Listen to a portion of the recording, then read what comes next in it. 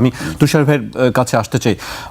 তুষার ভাই, আপনি নিশ্চয়ই বক্তব্য দুটি শুনেছিলেন জামায়াত আমিরের, একটি যেটি হচ্ছে নির্বাচন জানেন কবে এই আলাপ হয়েছিল ভারতীয় কূটনীতিবিদ বা ভারতীয় প্রতিনিধিদের সাথে? এটি অসুস্থ হওয়ার পরে তিনি বলছেন। তার মানে বেশ কয়েক মাস। তো এত মাস ধরে এটা গোপন থাকলো কেন? কেউ জিজ্ঞেস করে না সেজন্য? মানে আমি বুঝি নাই, উনি তো এটা গোপন রেখেছেন। এটি আমিও বুঝতে পারছি না আসলে। এতদিন গোপন রেখে হঠাৎ ওনার মনে হয়েছে যে এখন এটা বলতে হবে, উনি রয়টার্সকে বলেছেন। ভারতীয় কূটনীতিক বলছেন যে এটি গোপন রাখতে হবে। হ্যাঁ, তার মানে উনি ওই কথা শুনেছেন, তাই না? ওই কথাটি আমল করেছেন, আমলে নিয়েছেন। তো যাই হোক, আমরা এই 5ই আগস্টের আন্দোলন পরবর্তী সময়ে দেখেছি যে প্রবল আধিপত্যবাদ বিরোধী একটি চেতনা বাংলাদেশে তৈরি হয়েছে এবং এই আধিপত্যবাদের জন্য মূলত দায়ী করা হয়েছে ভারতকে। কিন্তু ভারতের এই অনুরোধে তিনি সাড়া দিয়েছেন এবং বেশ একটা লম্বা সময় আমির সাহেব এই কথাটি গোপন রেখেছেন এবং এটি প্রকাশ করেছেন একটি বিদেশি সংবাদ মাধ্যমের কাছে, আমাদের কাছে প্রকাশ করেন নাই, কোনো বাংলাদেশি সংবাদ মাধ্যমে না। কিন্তু তার মানে বাংলাদেশে এটা গোপনই থেকেছে, পৃথিবীর কাছে উন্মুক্ত হয়েছে। এই দিক থেকে চুক্তি ঠিক আছে, কিন্তু কাজটা আর কি একটু অন্যরকম হয়েছে। আমার খুবই জানতে ইচ্ছা করে, সপ্তভগিনী ছিন্ন ভিন্ন করে দেওয়া হবে, মুরগির গলা দিয়ে ভোজ করা হবে, এসব বলার পরে এই অনুরোধটি রক্ষা কেন করা হয়? গোপনীয়তা। কারণ গোপন চুক্তি খারাপ হলে যে কোনো গোপন কথাই খারাপ, নাকি শুধু চুক্তি গোপন হলে খারাপ আর অন্য কথা ভালো? কথা বলা হয় না। না, গোপন চুক্তি খারাপ না ভাই। না বলছি না, গোপন চুক্তি খারাপ না। আপনি আমাকে বলেন গোপন চুক্তি খারাপ না ভালো? না, বলছে যে এখানে চুক্তির কোনো কথা বলা হয়েছে। আসেন, আপনি আমাকে শুধু এইটুকু বলেন যে গোপন চুক্তি ভালো না খারাপ? না, অবশ্যই গোপন চুক্তি খারাপ। তার মানে চুক্তির কথা গোপন রাখলে খারাপ, কিন্তু গোপনীয়তার জন্য যদি কথা দেওয়া হয় সেটাও একটা চুক্তি, অলিখিত চুক্তি, এটা ওয়াদা যে আমি আপনার কথা গোপন রাখবো, উনি সেটা রেখেছেন, তাই না?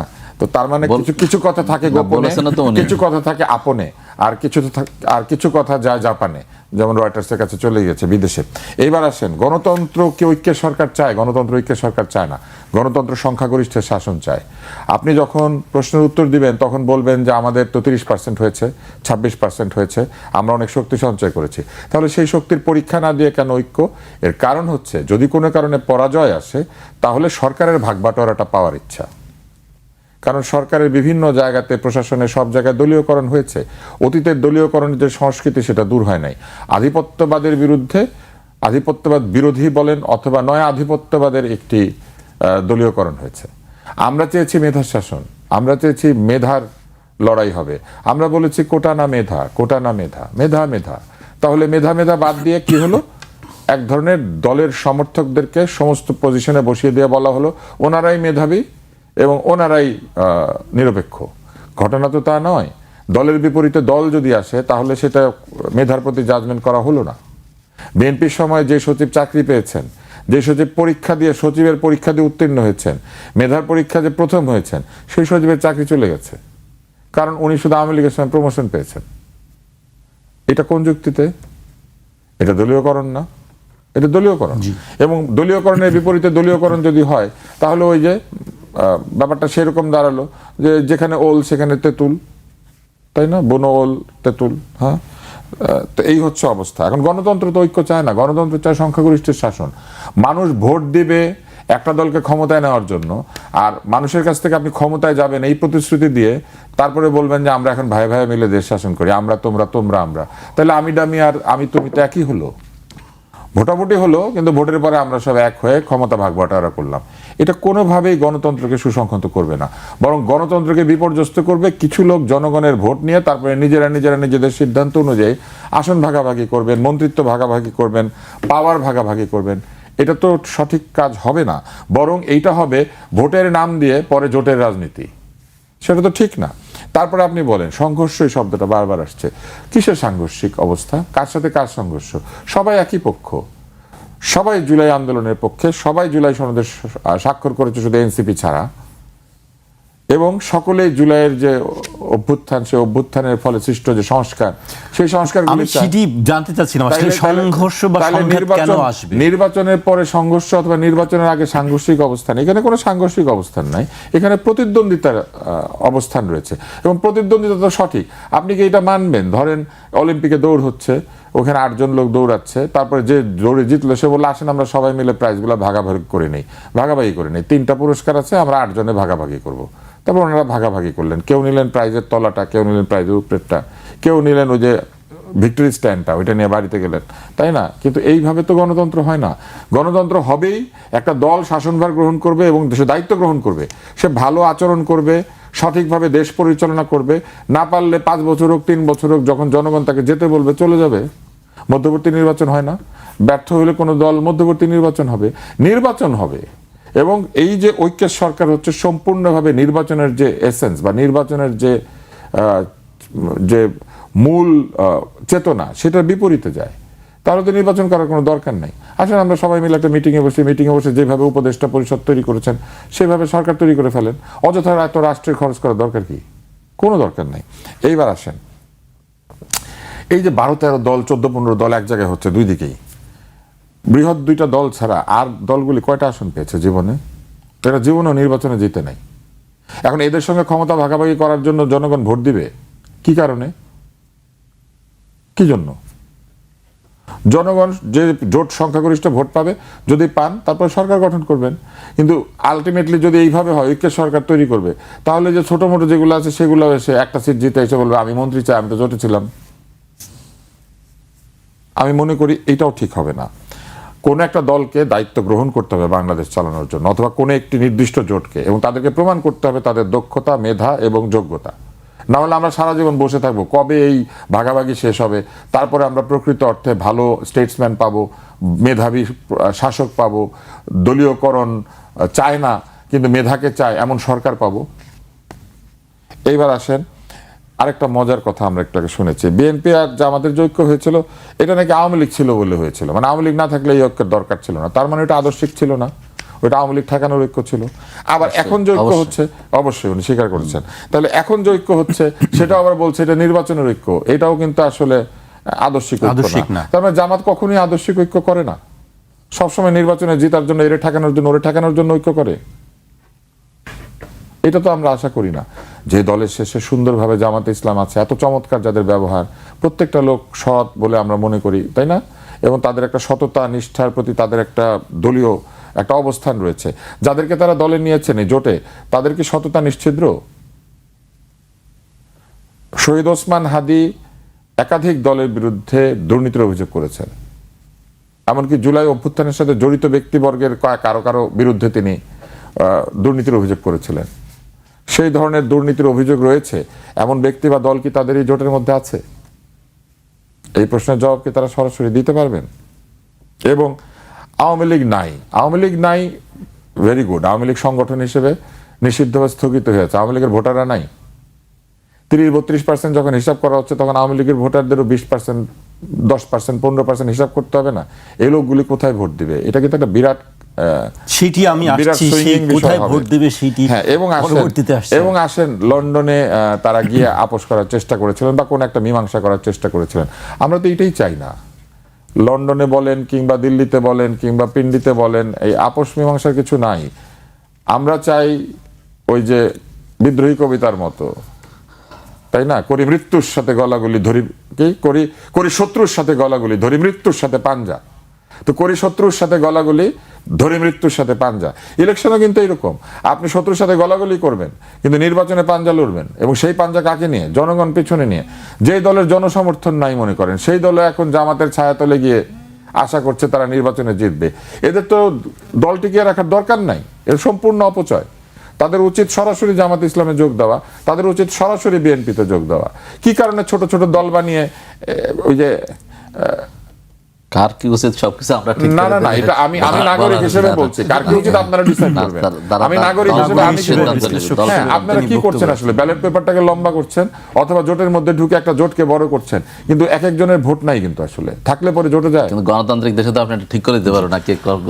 আমি ঠিক করে দেওয়ার কথা বলছি না, আমি কিন্তু ঠিক করে দিতে বলছি না। বড় হবে কি ছোট হবে, হ্যাঁ, আমি শুধু এতটুকুই বলছি যে এইগুলির মাধ্যমে আমরা কি করি জানেন? আমরা কিছু ছোট ছোট দলকে টিকিয়ে রাখি শুধু ভোটের সময় বাণিজ্য করার জন্য।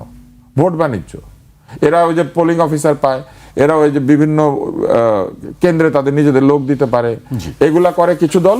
আর কিছু দল কি করে? জোটের মধ্যে ঢুকে জোটের সুবিধাটা এনজয় করে। তাই না? ওনার নিজের দল নাই, নিজের জোট, মানে নিজের দলের নেতা হিসেবে উনি কারো কাছে গিয়ে সে অ্যাকসেপ্টেন্স পাবেন না, কিন্তু জোটের নেতা হিসেবে তিনি বিভিন্ন জায়গায় গিয়ে হাজির হবেন। এগুলিকে তারা এনজয় করেন। আমি মনে করি যে নতুন বন্দোবস্তের যে রাজনীতি, সেই রাজনীতি যদি সত্যি বাংলাদেশে করতে হয়, তাহলে মেধাভিত্তিক হতে হবে সবকিছু। মেধাবী লোকদেরকে নির্বাচনে দিতে হবে, মেধাবী ব্যক্তিরা দেশ শাসন করবেন, এবং গণতান্ত্রিক প্রক্রিয়ায় সংখ্যাগরিষ্ঠ ভোট নিয়ে যিনি প্রকৃত অর্থে দেশ শাসনের অধিকার পাবেন তিনি দেশ শাসন করবেন, তিনি তার মেধা এবং যোগ্যতা প্রমাণ করবেন। মার্টিন লুথার কিং এর সেই বক্তৃতা আমরা শুনেছি না, Martin Luther king, reverend Martin Luther king এর যে বক্তৃতার রেফারেন্স, সেই রেফারেন্সে কি ছিল? সেই রেফারেন্সে এইটাই ছিল যে একটি মেরিটোক্রেসির শাসন উনি আশা করেছিলেন আমেরিকাতে। উনি বলেছিলেন I have a dream, and ওখানে উনি কি বলেছিলেন? That my 4 children will not be judged because of their colour, but the integrity of their character, তাদের চরিত্রের যে দৃঢ়তা, তাদের যে মেধা এবং যোগ্যতা, সেইটা দিয়ে বিবেচিত হবে। তাহলে বাংলাদেশের নাগরিকরাও কেন তাদের মেধা এবং যোগ্যতা দিয়ে বিবেচিত হবে না? কে কোন জোটে যোগ দিয়েছে, জোটের বাটখারা নিয়ে সেই পাল্লায় বাটখারা বসিয়ে দিয়ে তারা জিতে যাবে? ভোটার হিসেবে আমি মনে করি, একজন ভোটার হিসেবে আমার এটার আপত্তি জানানোর অধিকার আছে, আমি একজন ভোটার হিসেবে আপত্তি জানাচ্ছি। জি, আমরা তুষার ভাইয়ের কথা শুনছিলাম, আমি মাহফুজ ভাইয়ের কাছে আসতে চাই। অনেক কথাই শুনছিলাম যে আমির নির্বাচনের বিষয়ে আপনি বলছেন যে জাতীয় ঐক্যের সরকার, আসলে জাতীয় ঐক্যের সরকার হলে আসলে বিরোধী দল আসলে কে থাকবে তখন? না, এখানে বিষয়টা হচ্ছে যে আপনার বিরোধী দলটা আপনি যখন আমি চাইলে যে এটা হয়ে যাবে, সবাই যে চলে আসবে, আমার বিষয়টা তো এরকম না। যে আমি একটা জিনিস প্রত্যাশা করি যে আমি সবাইকে নিয়ে দেশ চালাবো বা সবাইকে নিয়ে আমি তো বাস্তব একটি আকাঙ্ক্ষার কথাকে নিয়ে আমি বলছি না, বাস্তব না। আমার প্রত্যাশা যে সবাই সহযোগিতা করবে দেশ পরিচালনার ক্ষেত্রে। ভুল ত্রুটি হলে সেটা সে ধরে দিবে, সে আমার সমালোচনা করবে, কিন্তু আমার কার্যকর ক্ষেত্রে সে অবশ্যই সহযোগিতা করবে। এটা আমার প্রত্যাশা তো হইতেই পারে, আমি তো প্রত্যাশা করতেই পারি। এখন সেটা সবাই করবে কিনা, সবাই আসবে কিনা, সেটা তো যার যার পলিটিক্যাল অবস্থান। বিগত সরকারের মতন অবস্থান হয়ে যায় না তাহলে, যে আওয়ামী লীগ জাতীয় পার্টি যে অবস্থাটি ছিল, স্ট্যান্ড তার ভিন্ন হতে পারে বা ভিন্ন হবে, সেটা আমরা মনে করি। এখন প্রত্যাশা বিষয়টা হচ্ছে যে আপনি দেখেন, এই যে ভাই বললেন যে দল বড় করা বা জোট বড় করা, এখন একটা গণতন্ত্র কি? গণতন্ত্র তো হচ্ছে ব্যক্তি স্বাধীনতা। গণতন্ত্র হচ্ছে যে রাজনীতি করতে চাইবে সে রাজনীতি করতে পারবে, যে নির্বাচনে দাঁড়াইতে চাইবে সে নির্বাচনে দাঁড়াবে। যদি কোনো নির্বাচন কমিশনের যে কন্ডিশনগুলো আছে সেটা যারা ফিল আপ করবে সে নিবন্ধন পাবে, সে নির্বাচনে অংশগ্রহণ করতে পারবে। সেখানে তো আপনার আমি বাইন্ডিং করে দিতে পারবো না কি কয়েকটা পার্টি নির্বাচন করবে, কে করবে না, কে রাজনীতি করবে, কে করবে না। এটা তো গণতন্ত্র না। এটা তো তাহলে আপনারা যে কন্ট্রোল ডেমোক্রেসি বা হচ্ছে যে যারা চীন কমিউনিস্ট পার্টি অন্যান্য দেশে যেটা সম্ভব, সেটা তো আর গণতান্ত্রিক দেশে সম্ভব না। আপনি নির্ধারণ করে দিতে পারবেন অমুক পারবে, অমুক পারবে না, আসতে পারবে, আসতে পারবে না। সে দাঁড়াবে, জনগণ ভোট দিবে, দিলে সে থাকবে না, থাকলে থাকবে না। এটা তো গণতন্ত্র। এটা আমরা নির্ধারণ করে দিতে পারবো না, দেওয়া উচিত না। এরপর হচ্ছে যে আপনার ভারতের যে বিষয়টা বলা হয়েছে, আচ্ছা আসলে রয়টার্সের সাথে সাক্ষাৎকারে আমাদের আমির জামাত যেটা বলছেন, তিনি বলছেন যে তিনি যখন অসুস্থ ছিলেন তখন বিভিন্ন দেশের কূটনীতিকরা তার সাথে দেখা সাক্ষাৎ করেছেন খোঁজখবর নেওয়ার জন্য। সেক্ষেত্রে সবগুলোই পাবলিসিটি করা হয়েছে, কিন্তু ভারতীয় কূটনীতিক তার সাথে সাক্ষাৎ করতে এসেছেন, তখন বলছেন যে বিষয়টা যেন ইয়াররা প্রচার না করা হয় এবং সেটা যেন রাখে। কিন্তু এমন তিনি বলছেন যে না, অবশ্যই আমরা সবগুলো পাবলিসিটি হচ্ছে, পাবলিক হচ্ছে, তো এটা আপনি গোপন রাখতে বলেন কেন? আমাদের যা হবে সেটা প্রকাশ্য হবে। আপনার তো এটাকে সাধুবাদ জানানো উচিত যে জামাত ইসলামী অন্তত জাতীয় পার্টি যেরকম বলছে যে ভারত কি বলে দিয়েছে সেটা আমরা বলতে পারবো না, কারণ ওনারা অনুমতি দেয় নাই, অনুমতি ছাড়া আমি কথা বলতে পারবো না। তো অন্তত এরকম তো মানে গৃহপালিত বা হচ্ছে যে পালিত হয় নাই।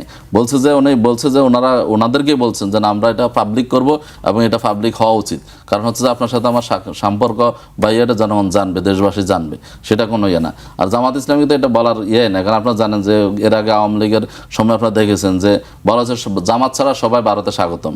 তো জামাত অ্যাকসেপ্ট, এবং সবসময় বলা হয়েছে যে জামাতকে তারা সেভাবে করে না। এখন বাস্তবতার আগে যখন জামাত ইসলামী এখন বাংলাদেশের রাইজিং ফোর্স, বাংলাদেশের জামাত ইসলামী ক্ষমতায় আসতেছে আগামী দিনে, সেটা হয়তো তারা উপলব্ধি করতেছে, তার সাথে সম্পর্ক করার জন্য তারা চেষ্টা করছে, এবং সেটা আবার তাদের কোনো কারণে সেটা তারা গোপন রাখার জন্য বলছে। কিন্তু জামাত ইসলামের আমির জামাতই তো এটা ওপেন করেছেন, তিনি তো এটা গোপন রাখেন। জি মাহফুজ ভাই, আরেকটি ওই প্রতিবেদনে, রয়টার্সের প্রতিবেদনে এক জায়গায় বলা আছে যে বাংলাদেশের বিভিন্ন রাজনৈতিক দল ভারতের সঙ্গে যোগাযোগ রাখছে।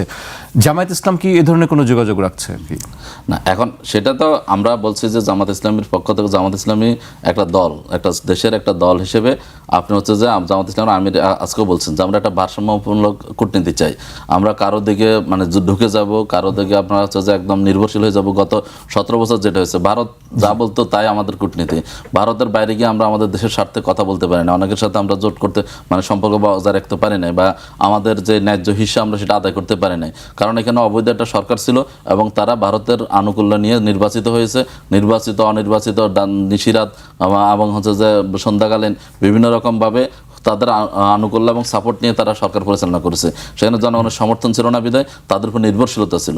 কিন্তু আপনি যখন একটা দেশ আধুনিক যুগে এসে একটা দেশ পরিচালনা করবেন, আপনাকে অবশ্যই কারোর জন্য দরজা বন্ধ রাখা যাবে না, সবার সাথে আপনার সম্পর্ক থাকতে হবে। কিন্তু সম্পর্কটা হতে হবে অবশ্যই আত্মসম্মানের ভিত্তিতে, ন্যায্যতার ভিত্তিতে। সম্পর্ক অবশ্যই কোনো দাসত্ব নয়, সম্পর্ক হবে আপনার উইনিং উইনিং সিচুয়েশনে। সেরকম সম্পর্ক তো আপনার একটা রাষ্ট্র পরিচালনা করতে হলে সবার সাথে থাকবে। এখন কোথা থেকে আপনার আগ্রাসন, কেউ যদি আগ্রাসী হয়, কেউ যদি আপনাকে প্রভু হিসেবে আসতে চায়, এই যে খালেদা জিয়া একটা কথা বলছেন যে আমরা সবার সাথে সম্পর্ক রাখবো কিন্তু কারো প্রভুত্ব মেনে নেবে না। তো এটা তো আমরা রাজনীতির ক্ষেত্রে অবশ্যই একটা দেশের স্বাধীন সার্বভৌম দেশের এটাই হওয়া উচিত। এবং জামাত ইসলামী সবসময় মানে আমরা অনেকে অনেকভাবে যদি জামাত ইসলামীকে ব্র্যান্ডিং করা শুরু করার চেষ্টা করেন, কিন্তু জামাত ইসলামী আপনার আধুনিক যুগে এসে একটা সরকার পরিচালনা করার জন্য যেরকম যোগ্যতা দক্ষতার দরকার, সেরকম যোগ্য দক্ষ লোক জামাত ইসলামীতে আছে। এবং জামাত ইসলামী ডিপ্লোমেসি আপনারা দেখেছেন ইতিমধ্যে, শুধু ভারত কেন, সব দেশের আপনার ব্রিটেন থেকে শুরু করে রাশিয়া থেকে শুরু করে সব দেশের কূটনীতিকরা আজকে জামাত ইসলামের অফিসে যাচ্ছে এবং ডেলিগেট পাঠাচ্ছে। তারা IMF থেকে শুরু করে তারা তো সেটা করছে এবং জামাত ইসলামী সেটা তাদের সাথে সেভাবে সম্পর্ক মেনটেন করতেছে এবং সেটা ধীরে ধীরে উন্নত হচ্ছে। তুষার ভাইকে দিয়ে শুরু করতে চাই।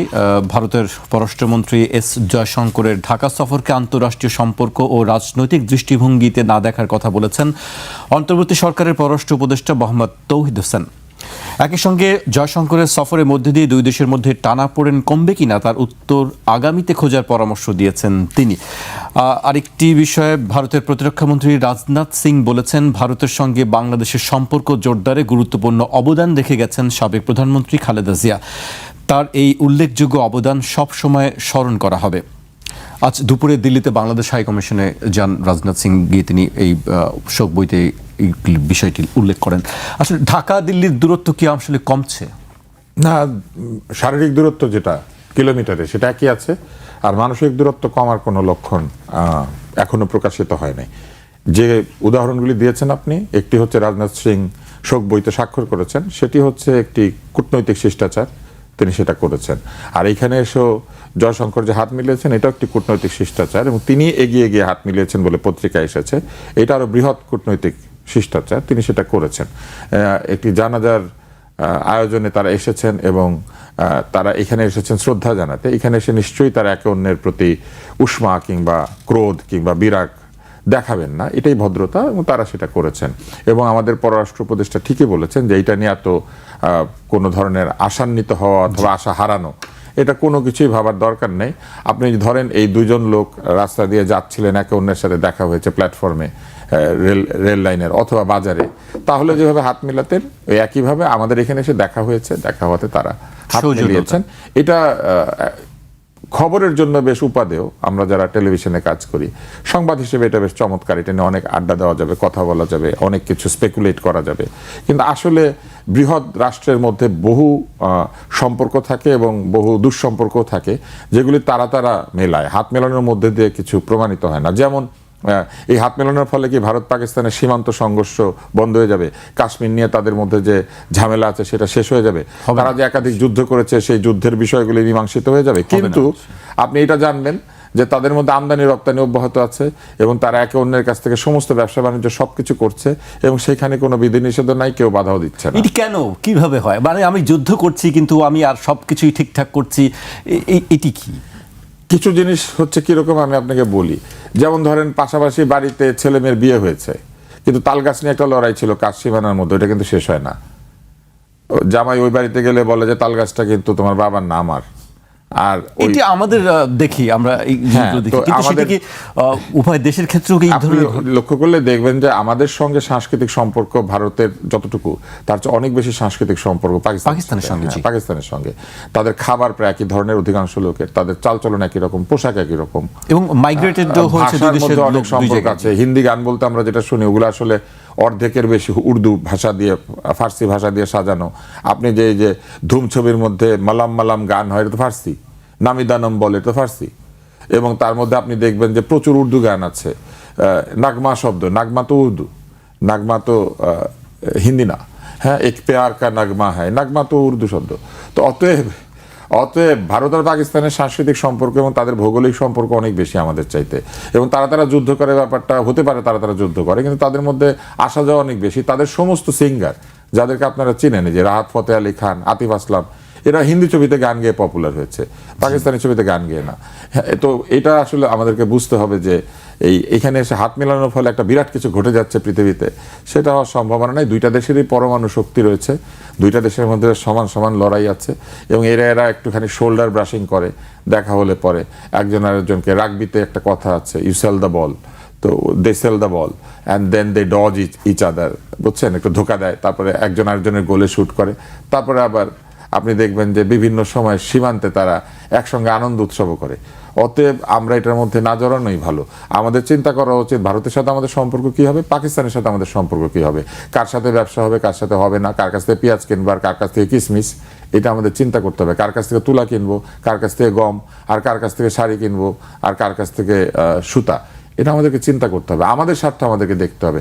যে কারণে আমি বলি, এটা চমৎকার একটা স্লোগান আমরা পেয়েছি এবার, সবার আগে বাংলাদেশ। আমি বিএনপির পক্ষে না, কিন্তু বাংলাদেশ ফার্স্ট, এটা কিন্তু হওয়া উচিত সকল দলের কাছে। Why are we bothering about a relationship between two nation who have disputes and feuds between each other? যাদের মধ্যে দীর্ঘ সময়ের বিবাদ বিসম্বাদ, তাদের মধ্যে হাত মিলানোতে আমাদের কি আসে যায়, আর তারা একজন একজনকে ল্যাং দিলে আমাদের কি আসে যায়? আমাদের সাথে এই দুজনের কি সম্পর্ক, এটা বিবেচনা করা উচিত। এবং সেই বিবেচনা আমি কারোর মধ্যে দেখি না। এটা একটা মজার ব্যাপার, সেই বিবেচনা খুবই কম আমাদের। তখন আমাদের মুরগির গলা নিয়ে খুব উৎপাত শুরু হয়। সেইটি কি আসলে কি সামনে আসার কোনো আমি একটা বিষয় মজার দেখছেন প্রশ্ন যে বাংলাদেশের সঙ্গে? আমি একটা মজার প্রশ্ন করি, ভাইজান তো এখানে আছেন, এই যে এনসিপি রাজনাথ আব্দুল্লাহ বলেছেন যে মুরগির গলা ইয়ে করবেন, সেভেন সিস্টারকে কি জানি করে ফেলবেন। আরেকজন ছাত্র নেতাকে আমি দেখেছি যাদের সঙ্গে তাদের সম্ভবত রাজনৈতিক সম্পর্ক আছে, ইউরেনিয়াম, কুলাউড়ার ইউরেনিয়াম দিয়ে কি জানি একটা করবে। আপনারা কি এই পজিশনকে সমর্থন করেন, এই সাতটা সিস্টারকে ইয়ে করবেন এবং এই যে কুলাউড়ার ইউরেনিয়াম দিয়ে কিছু একটা বানাবেন, এটাকে আপনাদের দল সমর্থন করে? আমি জানি না, কিন্তু এগুলো যারা বলে তাদেরকে তো জোটে নেওয়া হয়েছে এবং তারা আছে। এখন মনে করেন এই সরকার তৈরি হলো, ঐক্যের সরকারের অংশ মনে করেন আছে, তাদের একজন মন্ত্রী হয়েছে। মন্ত্রী সাহেব যদি গিয়ে বলে কুলাউড়ার ইউরেনিয়াম দিয়ে দিবে অথবা এই সেভেন সিস্টার নিয়ে কিছু একটা করবে, তখন কি এটা দায়িত্ব জামাত ইসলাম নিবে?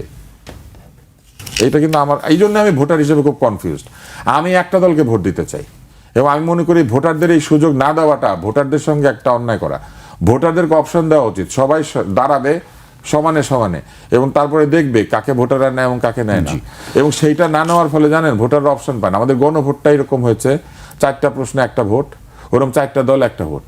এটা তো হওয়া উচিত না। জি, তুষার ভাই, আপনার কাছে আমি আবারও আসবো। আমি পর্যায়ে মাহফুজ ভাইয়ের কাছে আসতে চাই, কিন্তু তার আগে আমি জামায়াত নেতার একটি বক্তব্য উল্লেখ করতে চাই। চাঁপাইনবাবগঞ্জ 3 সদর আসনের সাবেক সংসদ সদস্য ও জামায়াত ইসলামের কেন্দ্রীয় কমিটির সদস্য লতিফুর রহমান বলেছেন, আগামী দিনের বাংলাদেশে একটা পরিবর্তন হতে চলেছে। আমাদের দলে আপনারা আওয়ামী লীগ থেকে আসবেন, আপনাদের সব দায় দায়িত্ব আমরা নেব। জেলখানা, নবাবগঞ্জ থানা, যে কোনো দায় দায়িত্ব আমরা নেব ইনশাআল্লাহ। তিনি বলেন, আপনারা আওয়ামী লীগ থেকে জামায়াতে জয়েন করেন, আপনারা বিএনপি থেকে জামায়াতে জয়েন করেন, আপনাদের দায়িত্ব আমরা নেব। জামায়াতকে আইগল্লা, মানে আগের জামায়াত মনে করিয়েন না, এখনকার জামায়াত অনেক শক্তিশালী। মাহফুজ ভাই, আপনি তার এই বক্তব্যকে কিভাবে দেখছেন? আসলে সব আওয়ামী লীগের লোকজন জামায়াতে চলে যাবে? জি, ধন্যবাদ আপনাকে। আসলে লতিফুর রহমান, আপনি যার কথা বললেন রেফারেন্স, আমি সাথে সেটা দেখি নাই, আপনি বলছেন এখন আমার ইয়েতে আসছে, তো এটা আমি অবশ্যই খোঁজ নিব। অবশ্যই ওনার এই বক্তব্যের সাথে আমি একমত না এবং এটা আমরা সমর্থন করি না। কিন্তু কথা হচ্ছে যে এটা যে এখন উনি বলছে এরকম না, এর আগে আমাদের মির্জা ফখরুল ইসলাম আলমগীর ওনার এলাকায় তখন আমরা নিয়ে এটি আলোচনা করেছি। তিনি বলেছেন যে আপনারা আসেন, আমরা দায়িত্ব নিব, আমরা সব মামলা থেকে আপনাদেরকে খালাস দিব বা যা যা বলার বলেছেন। পরেও যদি স্টেটমেন্ট দিয়েছেন যে না এটা ওইভাবে বলেন নাই, কিন্তু এটা মানে যারা বলেন অবশ্যই তাদেরকে ব্যাপারে সতর্ক হওয়া উচিত এবং দলীয় অবস্থান খেয়াল করা উচিত এবং এইভাবে বলা উচিত না। অপরাধী যে হবে তাকে শাস্তি পাওয়ার সেই ব্যবস্থা করতে হবে, মানে সস্তা রাজনীতি করা উচিত নয় বলে আমি মনে করি এবং অবশ্যই সংগঠন সেটা করবেন। আর আমরা যে কথাগুলো আসছিল যে আসলে ভারতের সাথে আমাদের যে সম্পর্ক বা কূটনৈতিক যে সম্পর্ক, এখন বিষয়টা হচ্ছে যে আমরা বৃহৎ একটা প্রতিবেশী রাষ্ট্র আমরা তাদেরকে অবশ্যই আমরা ভালো একটা সম্পর্ক থাকা উচিত বা সুসম্পর্ক থাকা উচিত, কিন্তু সেটা আসলে ভারত অনেক ক্ষেত্রে মানে মেনটেন করতে পারে না বা করে না। এখানে আধিপত্যবাদ বা বড় ভাই সুলভ একটা আচরণ বা হচ্ছে যে সবসময় চিপে ধরার যে রাজনীতি, এটা হলে আসলে সম্পর্ক থাকে না। আপনি দেখেন দক্ষিণ এশিয়াতে, সাউথ এশিয়াতে আপনার ভারতের সাথে অন্যান্য রাষ্ট্রগুলোর সম্পর্ক একদম হিন্দু রাষ্ট্র 100%, নেপালের সাথে তাদের সম্পর্ক কি, বা শ্রীলঙ্কার সাথে তাদের সম্পর্ক কি, মালদ্বীপের সাথে, মানে তাদের এই যে একঘরে হয়ে যাওয়া কি কারণে? সব জায়গায় কূটনৈতিক যে ফেলিউর, ডিপ্লোম্যাটিক যে ফেলিউরটা, এটা কেন? কারণ হচ্ছে তারা ওই যে সুসম্পর্ক রেখে যেটা তাকে স্বীকৃতি দেয়া, মর্যাদা দেয়া, সেটা না করে তারা একটা বড় ভাই সুলভ একটা আধিপত্যবাদ একটা চাপাই দেয়া, তাদের একটা নিয়ন্ত্রণ প্রতিষ্ঠা আমরা করা, আগামীতে কি এই জায়গাটা সেই পরিবর্তনটা দেখতে পাবো না? আমরা আশা করি, আমরা যারা সেটা আপনারা আছেন সামনে, যে আমরা আশা করি অবশ্যই আমাদের সরকার যদি গঠিত হয় ইনশাআল্লাহ সেরকম একটা লক্ষণ আপনারা দেখবেন, যেখানে একটা ভারসাম্য থাকবে, ব্যালেন্স থাকবে, ব্যালেন্স অফ পাওয়ার থাকবে। এখানে কারো উপর পরিপূর্ণ নির্ভরশীলতা বা নিজের দাসত্ববোধ সেটা থাকবে না। সম্পর্ক সবার সাথে আমাদের সুসম্পর্ক, মানে আমাদের friendship to all, malice two নান, যেটা আমাদের কূটনীতির যেটা একটা একদম মূল থিম, সেটা অবশ্যই ফলো করা দরকার।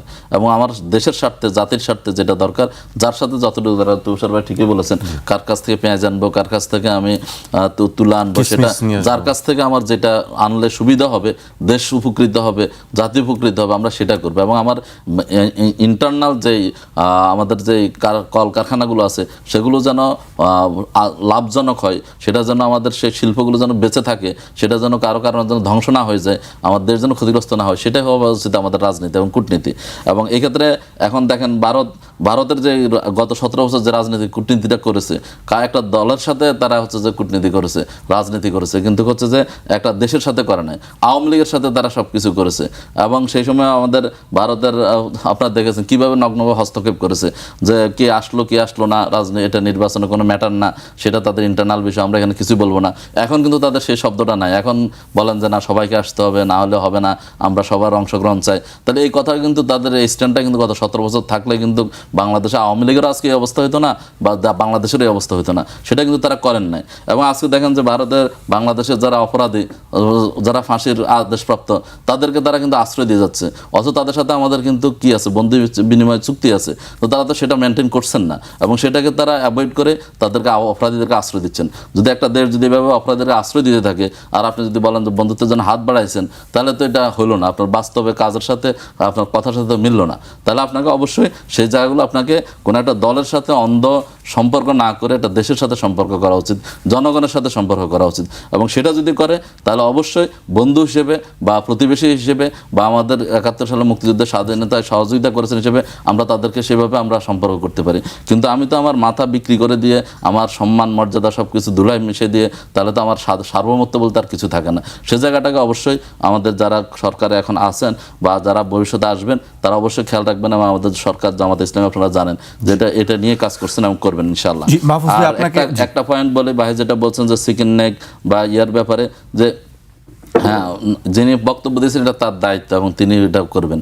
আবার সরকারে আসলে যে সবকিছু যে সে নির্ধারণ করবে এটা তো না, সেখানে তো সে একটা এই বক্তব্যকে কি আপনারা সমর্থন করেন? না, অবশ্যই সমর্থন করি না, অবশ্যই সমর্থন করি।